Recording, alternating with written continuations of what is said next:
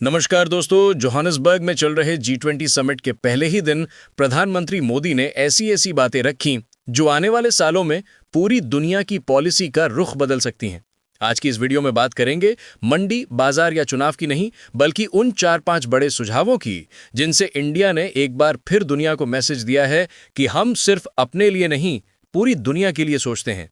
नया development model, सबका साथ, धरती का भी साथ। पीएम मोदी ने सबसे पहले जो बात कही वो थी विकास के पुराने पैमाने बदलने की।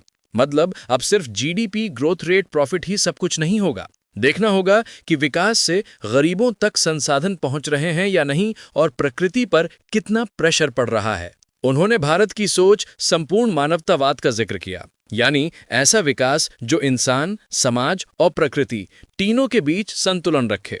साफ मैसेज था, ग्लोबल ग्रोथ मॉडल को रीसेट करने का समय आ गया है। Global traditional knowledge repository, Bharat का ज्ञान, दुनिया की धरोहर। अब आते हैं सबसे दिलचस्प आइडिया पर, global traditional knowledge repository. Modi ji ने प्रस्ताव रखा कि G20 के अंदर एक ऐसा प्लेटफॉर्म बनाया जाए जहां दुनिया भर का पारंपरिक ज्ञान इकट्ठा हो। भारत का आयुर्वेद, योग, खेतीबाड़ी के पुराने टिकाऊ तरीके, पर्यावरण के साथ तालमेल से जीने की कला और दूसरे देशों के ऐसे ही इंडिजिनस सिस्टम।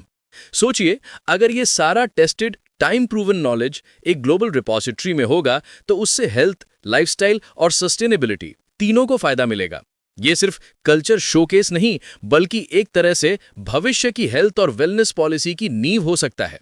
अफ्रीका, दुनिया की तरक्की की चाबी। पीएम मोदी ने साफ कहा कि अफ्रीका की प्रगति को दुनिया की प्रगति से अलग करके नहीं देखा जा सकता। याद दिलाया कि इंडिया की ही अध्यक्षता में अफ्रीकन यूनियन को G20 की स्थायी सदस्यता मिली थी, यानी अफ्रीका को पहली बार डिसीजन मेकिंग टेबल पर स्थायी सीट मिली थी। अब उन्होंने आगे बढ़कर G20 Africa skills multiplier initiative का प्रस्ताव रखा, यानी अगले 10 साल में अफ्रीका में 10 लाख सर्टिफाइड ट्रेनर तैयार करने का लक्ष्य।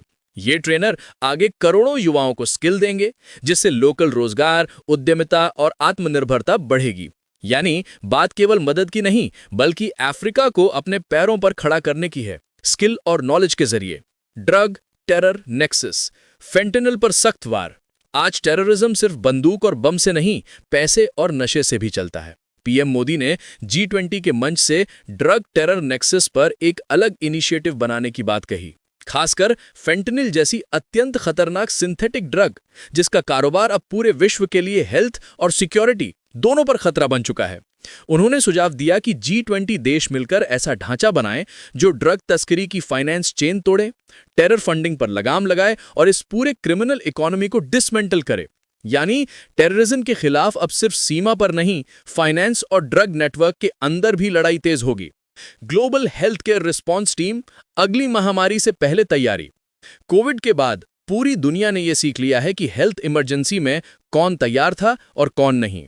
पीएम मोदी ने प्रस्ताव रखा कि G20 देशों की एक global health care response team बनाई जाए। डॉक्टर, नर्स, पैरामेडिकल एक्सपर्ट्स की एक ट्रेन की हुई इंटरनेशनल टीम, जो किसी भी देश में महामारी, बड़ी आपदा या हेल्थ इमरजेंसी आते ही तुरंत भेजी जा सके।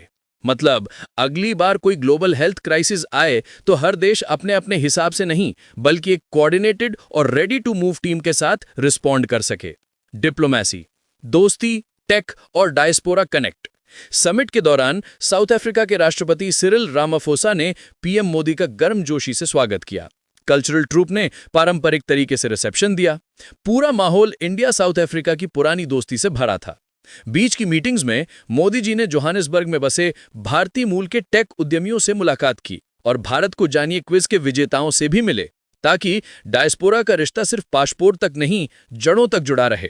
इटली की पीएम जॉर्जिया मेलोनी और ऑस्ट्रेलिया के पीएम एंथनी एल्बनीज से साइडलाइन पर बातचीत में टेक्नोलॉजी, इनोवेशन, ट्रेड और स्ट्रेटेजिक पार्टनरशिप पर चर्चा हुई।